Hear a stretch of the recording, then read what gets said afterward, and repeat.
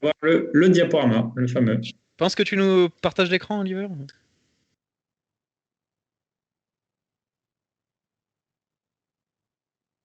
Donc j'ai une question. Moi, je l'ai jamais vu ce diapo avant maintenant. Est-ce Personne que, ne l'a vu, ah, il y va direct. est-ce que Bastien, tu l'as déjà vu ou pas? J'ai vu vite fait, ouais. Ok. Parce que j'ai Mais eu du un coup, message là, je de, le vois sur le retour du stream. Là, je sais pas si Oliver il peut nous. j'ai eu un message de nos équipes techniques qui annonce déjà qu'il y a des surprises apparemment. Est-ce que ça a bougé le son? Est-ce que là on nous entend bien? Pas de problème technique là, parce que dès qu'on touche à un petit truc, Oliver est en panique. Mais bon, après, il est pas vidéaste de formation, faut reconnaître. C'est vrai, non? Bah, d'ailleurs, on en profite pour remercier tout le monde parce qu'il y a ceux qui passent à l'écran, mais il y en a aussi un paquet qui font des trucs derrière. Et, Ah, tout est bon. Ah oui, désolé, je t'ai coupé. mais moi je le vois pas. Je sais pas où je suis censé le Moi, voir. je le vois sur le retour du stream, donc on peut faire quelques secondes en décalé, mais. Ah si, c'est bon, on le voit, ouais. Sur le partage d'écran, Tanguy. Tout est bon. Ok. Mais je vais y arriver. Je sens que Tout est bon. Alors, comme il n'y avait pas trop de teaser, du coup, là, c'est direct. La première page, ça annonce pas mal de choses. Donc, bon, on a décidé un peu, c'était un peu le but aussi de la chaîne, de pas juste faire des. Bon, c'est sympa de faire des parties, des mains cerveaux. On verra, on va essayer de proposer aussi d'autres choses. Et pour lancer un peu la chaîne, on s'était dit que organiser un tournoi, ça pourrait être sympa. Alors, il y a beaucoup de tournois qui sont organisés, notamment depuis le confinement, etc., avec les meilleurs joueurs du monde. Il y a quelques tournois aussi de temps en temps. Je pense au club de Chartres, etc., qui organisent des gros tournois où il y a vraiment d'excellents joueurs qui viennent. Nous, on s'est dit, on va plutôt faire un tournoi plus modeste, avec des joueurs qu'on connaît, faire un petit truc pour l'instant, puis on verra si ça se passe bien, si on continue les choses. Mais d'abord, faire un petit tournoi tranquille. Donc, ce sera sur tout le mois de mai. Donc, on va Euh, voir si ça marche. ouais, je tiens à dire que l'adjectif tranquille, il est osé, hein. Parce que ça, Ah, c'est quand même des bons joueurs, mais il n'y aura pas de il va y avoir, 2700. il va y Il y avoir aura pas du, de, il va y avoir du sang quand même. Ouais. il y a quand même des excellents joueurs, mais c'est pas les tout meilleurs joueurs du monde non plus. C'est plutôt des Français, des Français semi-pro, semi-amateurs, pro, Exact. très bon niveau français. Allez, tu peux y aller. Alors, beaucoup d'informations. Je vais laisser Tanguy faire cette diapo là. Ouais, donc comme tu as dit, c'est un tournoi plus modeste dans le sens où il n'y a pas 250 joueurs, mais on a choisi la qualité. Donc il y a 8 joueurs et le tournoi va se disputer en deux phases. Il y aura une phase de poule et ensuite les phases finales. Donc en fait, les 8 joueurs vont être partagés en deux poules de 4. Tout le monde va jouer tout le monde à l'intérieur des poules de 4. Et les deux premiers de chaque poule, ils seront qualifiés pour les demi-finales. Et puis finale. Assez classique. Je sais pas si. Je pense qu'il y a une slide suivante qui va expliquer comment ça se passe exactement. Qu'est-ce que je veux dire par chacun joue contre chacun. Mais il y aura. Ouais, comment ça marche un match? Donc vous avez vu dans une poule, donc il va y avoir chaque joueur va jouer trois parties contre trois adversaires, trois matchs plutôt. Donc ce sera un match contre un adversaire. Ça va être plusieurs parties contre le même. C'est pas juste on fait une partie, on voit le gagnant et on passe à la suite. Donc c'est sur la diapo, c'est marqué. Donc ça va se passer sur les chess. C'est des parties en 3 minutes plus 2 secondes. Et en fait, un match contre un adversaire, par exemple, imaginons que je joue contre Tanguy un match, c'est au meilleur des 3 sets, un peu comme au tennis, où le but c'est le premier à 2,5. Alors, et comme au tennis, il faut quand même qu'il y ait un point d'écart. Donc, ça ne peut pas être 2,5, 2,5, ben, on fait une autre partie. Hein. Mais donc, on commence, on joue des parties en 3 plus 2, on fait des revanches, etc. Et le premier qui arrive à 2,5 gagne le set. Et pour gagner le match, il faut gagner 2 sets.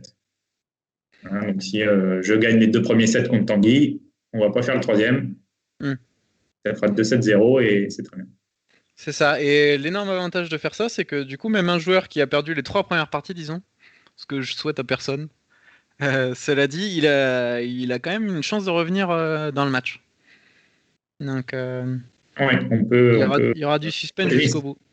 Il y aura peut-être des. Bon, c'est en 2 sets gagnants, mais il va y avoir des retours comme Roland Garros qui va bientôt commencer là. Tout à fait. Et donc, on espère des troisième sets endiablés, hein, avec une cinquantaine de nuls et un troisième set Voilà. qui dure des heures. À la Mahu Isner. C'est ça. Pour marquer l'histoire. Alors, tous ces 8 joueurs vont jouer donc en 2 poules de 4, ils vont jouer entre eux. Et nous, le but, hein, c'est pas juste de faire le tournoi que les joueurs jouent, c'est aussi pendant les parties, de commenter des matchs. Alors, le truc, c'est que on va pas dire aux joueurs exactement, c'est pas nous qui allons imposer l'horaire de chaque match. Donc nous, on va commenter, si je me trompe pas, au moins un match par semaine en direct. Ouais, pour compléter ça, il y aura un rendez-vous fixe. On garde le samedi à 18h, sûr. Et ensuite, un match par semaine. Et comme les joueurs s'arrangent, on va voir en fonction de notre disponibilité si on stream en direct le match ou pas. Et dans le cas où c'est pas streamé, on fera quand même un petit direct d'analyse des parties. Un petit récap au moins pour que vous puissiez suivre l'évolution du tournoi, même sur les matchs où on n'a pas pu voir sur Twitch en direct. Carrément. Et il y aura les meilleures parties aussi sur le compte Lichess de Guingamp Échec. On va faire une étude avec la base des parties. En tout cas, retenir, c'est vraiment au moins tous les samedis 18h. Et puis après, dans la semaine, si on est dispo pour commenter les matchs, etc., si ça nous arrange, suivant les joueurs aussi, les matchs qu'ils jouent, il pourrait y avoir aussi d'autres commentaires. Et pour dire en plus où est-ce qu'on aura les résultats et le calendrier, ça sera sur la page GitHub, que je vais peut-être remettre dans le chat d'ailleurs. C'est le Guingamp-échec-stream. Oui, et puis je pense qu'on mettra sur le Twitch aussi, on mettra une commande. Exact. On mettre sur le stream là, mais on mettra aussi une commande pour arriver directement au. Elle est déjà dans les. Tout est dans la description, ouais. C'est toujours bon de répéter. Si c'est pas fait, ce sera fait. Et donc voilà, pour en dire plus exactement sur le calendrier détaillé, donc tu as dit 18h, un match par semaine, donc ça commence dès demain. Oui, ça on l'a pas dit, hein, parce que les phases de poule, finalement, on va faire. Pourquoi ça s'étale sur un mois complet? Parce que pour laisser le temps aux joueurs de s'organiser, il y aura un match qui va durer une semaine. C'est-à-dire que dans le groupe A, le premier match doit se dérouler la semaine prochaine, d'ici jeudi prochain. Le deuxième match, ce sera la semaine d'après. Le troisième match, la semaine d'après. Donc, là, vous voyez, jusqu'à journée 3, jusqu'au 27 mai, ce sera les phases de poule. Et ensuite, les 2 week-ends suivants, on fera les demi-finales et les finales.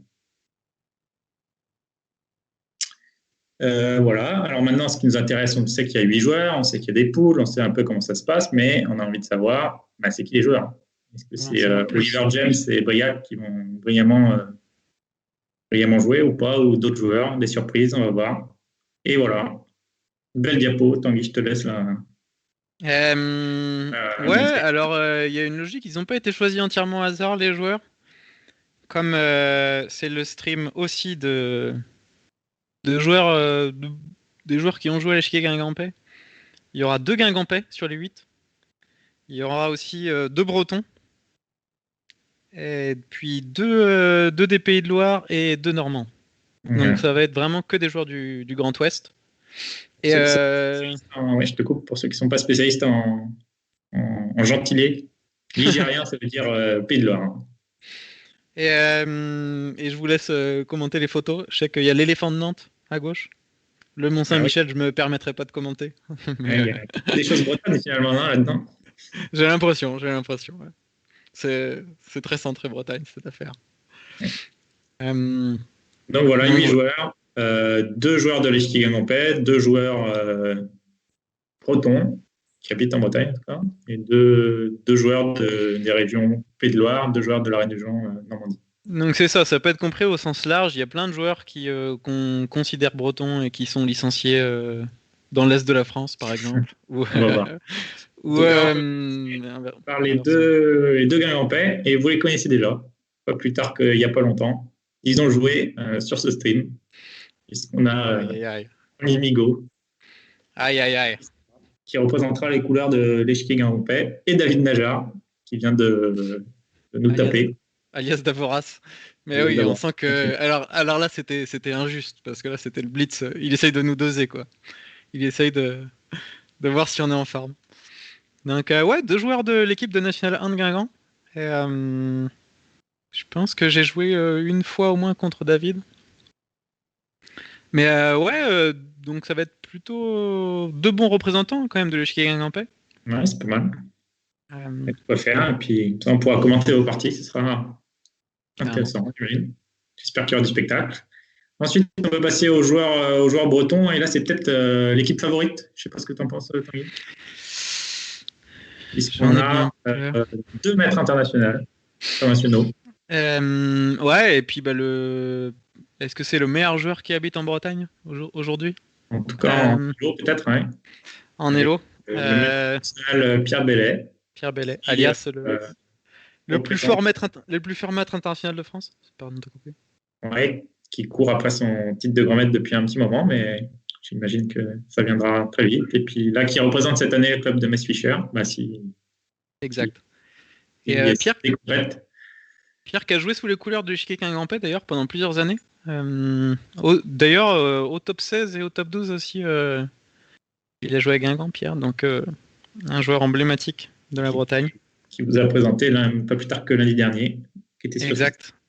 Et sinon, Ludovic Leger, deuxième maître international, donc c'est vraiment une équipe très forte. Ouais. Ludovic qui est un très fort joueur breton qui est basé à Rennes depuis. Ah non, c'est ça, il habite à Rennes. Non, il habite à Rennes. En tout cas, c'est l'entraîneur de Rennes Paul Bert. L'entraîneur d'un des plus gros clubs bretons, Rennes Paul Bert. Ludovic est un joueur bien connu en Ille-et-Vilaine. Et en général, qui est un joueur super agressif aussi, donc il va y avoir du spectacle. Un spectacle sans doute. Donc 2 maîtres internationaux pour l'équipe bretonne. La grosse équipe. Passe bien. Ensuite, on va passer à nos amis des Pays de Loire. Et on va avoir deux autres joueurs des Pays de Loire. Alors les photos, on a trouvé un peu ce qu'on a pu pour les photos. Pas les plus récentes, vous avez pu le remarquer. Mais avec d'une part Florian Eugène, qui est un jeune joueur extrêmement fort, qui joue à Suissy-sur-Erdre, à l'échiquier de l'Erdre cette année, depuis quelques années déjà. Qui a joué aussi pas complètement formé, mais qui a été longtemps au Club du Mans. Je ne sais pas où il jouait avant le Mans. Je ne sais pas s'il a joué à Sautron, Florian, mais je suis en train de vérifier est-ce que c'est le plus jeune joueur du tournoi ou pas. Je suis pas sûr. Peut-être pas. Non, pas le plus jeune joueur de ceux qu'on a présentés jusqu'à présent. Mais... En tout cas, ouais. Donc Florian, qui est maître feed, 2340. Donc, et un autre maître international. Donc vous avez vu, là, déjà sur les 6 joueurs à présent, il y a 4 maîtres internationaux, un maître feed. Donc ça rigole vraiment pas. En la personne de Luca Di Nicolantonio. Donc ceux qui connaissent les échecs depuis longtemps seront peut-être surpris de voir Lucas dans les Pays de Loire, mais il représente le club d'Angers depuis très récemment. Il était plutôt du Rhône-Alpes, c'est ça, si je dis pas de bêtises. Je crois, ouais. Je sais pas trop. Donc est le deuxième joueur qu'on voit là à plus de 2400. Oui. Donc ce qui est très impressionnant. Là aussi, c'est des joueurs si on prend les 6 joueurs là qu'on a présentés, j'ai pas un gros score pour l'instant. Mais bon, en même temps, je joue pas le tournoi. Il y a une raison. Il y a Lucas qui est très sympa aussi et qui représentera les couleurs des Pays de Loire avec Florian. Et enfin, il nous manque les Normands. Il en faut toujours des Normands, j'ai envie de dire. Avec deux maîtres feed. Pas de maître international pour les Normands, mais quand même un gros niveau avec 2 maîtres feed plutôt jeunes. Un personne de Sven Charmeto du club de Gonfreville. Un maître feed de 23-46 et il a avant la pandémie, là, il était vraiment sur une très très bonne série. Je me souviens l'année en N1, on avait joué dans un groupe où même Gonfreville était monté en top 12. Il avait vraiment fait une année incroyable. Je ne sais plus le score exact, mais peut-être pas loin de la norme de mètres. Je ne sais plus s'il avait peut-être fait une norme de mètres. Ça ne m'étonnerait pas, ouais. Si je ne dis pas de bêtises. Et Simon Viel aussi. Alors là, il a un peu baissé en élo, mais il a été quand même Pas loin de 23,50 aussi, je pense, 23,20 au moins. Ouais, Simon, il a été plus de 2300, ouais, sûr. Dans les meilleurs jeunes de cette catégorie, je sais pas quel âge il a exactement. Donc c'est le plus jeune du tournoi. Il est né en 2001, donc il a 20 ans tout juste. Alors que Florian en a 21. Donc, Ça ne nous rajeunit pas tout ça. ouais, la poule normande sur le papier, elle vaut bien plus que le papier, je pense. Que ce qui est dit sur le papier. Ça conclut la liste des 8 Des joueurs. 8. Hein. On peut peut-être remettre les photos des 8. Donc vous avez Tanguy Migaud, David Najar pour le Guingamp, Pierre Bellet, Ludovic Lejar pour Rennes, pour la Bretagne, désolé. Florian Eugène et Lucas Di Nicolantonio pour les Pays de Loire. Et enfin, pour la Normandie, qui nous est cher, Sven Charmeto et Simon Vielle. Waouh, ça va être un sacré tournoi. Hein. Je sais pas si tu avais calculé la moyenne Elo, non, il me semble, je l'ai plus en tête, mais tu m'as dit ça. On est à 2340 de moyenne Elo, si je me rappelle bien. Ce qui est super impressionnant, pour vous donner une idée, il y a 2 tournois à norme de mètres en ce moment à Barcelone, et la moyenne Elo est de 2310, par exemple. Donc c'est un tournoi d'un excellent niveau. Et en plus, je suis particulièrement ravi de voir ces 7 joueurs, parce que c'est que des joueurs qui jouent super bien aux échecs, et qui en général sont des sacrés combattants, donc ça va être des parties vraiment dingues. Ouais, il y en a pas beaucoup qui... Ouais. J'essaie de regarder là, mais ça envoie. Ouais. Et puis ils se battent petit. Hein. Ouais, il n'y en a pas qui ont la réputation d'être des papis. Et donc, maintenant qu'on a les 8 joueurs, on veut savoir qui joue avec qui pour les phases de poule. Qui joue avec qui alors? On sache, parce que là, ça va être... Tout le monde va pas pouvoir aller en demi-finale. Il y a eu un tirage au sort sous contrôle d'un huissier, j'imagine. Ouais. Huissier bénévole, au moins. Ouais. Et en tout cas, on a essayé d'équilibrer les poules, faire quelque chose comme ça. Non, en fait, pour tout te dire, tout ce qui est sûr, c'est que on avait un joueur de chaque équipe dans chaque poule. Donc il n'y a pas 2 Bretons, 2 Guingampais dans chaque poule. Ouais, c'est pas mal de faire ça. Et sinon, il n'y a rien d'autre, aucune autre contrainte qui a été fixée. Et on a tiré au sort les numéros dans chaque poule, donc en fonction du numéro du joueur. Et ils sont pas classés par ordre Elo, là, mais ils ont un numéro et le numéro déterminait les appareillements ensuite. Bon, ça a été fait dans les règles de l'art. Dans les règles de l'art, pardon. Et donc voilà, les 4 poules, Sven, Florian, Ludovic et David dans la poule A et dans la poule B, avec 3 maîtres internationaux dans la poule B quand même. Lucas, Pierre, Simon et Tanguy. Ouais, pour avoir été là le jour du tirage au sort, j'étais pas spécialement ravi, forcément. Mais non, donc il y a la poule B qui a 2370 de moyenne. Mais avec, de toute façon, vu que Pierre a pas mal plus d'élo que tout le monde, ça allait forcément pencher d'un côté. Et ouais, une poule qui va être super serrée. Hein. Ouais, mais même je regarde la poule A, c'est hyper ouvert aussi. Hein, parce Et la poule A, ouais. Sven, Florian, tout ça.